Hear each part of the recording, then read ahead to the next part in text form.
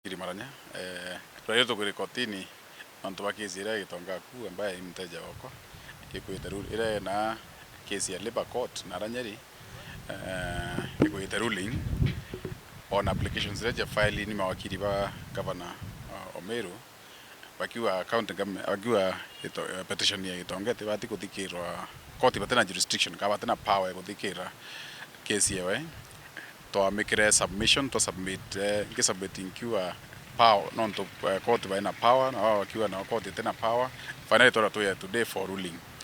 So ruling ikoyanwa application ziraji ya governor chionde kwa dismissed kana yoteanirwa na ngarama na kotuga ke tongana chokiro ngarama na court baya na order ere ko preserve kanya kawe ka ko preserve utekwa advertise kanya kawe ka utewekera muntu inene capacity mwanka kezi kinye mwicho.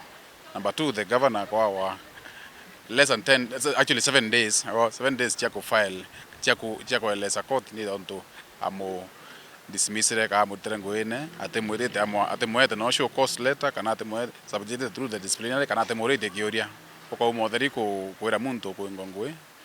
Once again Kenya law is not Kenya is not a country without laws. Kuna sheria yetu mwero ugenda kuinga ukema muntu ene ko ntabutete kuna process ya mbu subject through the disciplinary process, then you can make a decision. Kwa hivyo today is a big win kile tongano to ako win second round. The first time I win the first round, I win the second round. Now it took me after 7 days again I win eventually. Actually court they could pronounce itself what is what is left is now a very small issue. Very small issue. Ne court jana ni don tata moere kanya kwa muthikira. So we are waiting for the governor when on tata moere kanya kuthikira. Yet is a constitutional right okay condemn anybody lazima muthikira. Inyango mayo yongo lazima that right. It's a fundamental right that cannot be taken away by anybody.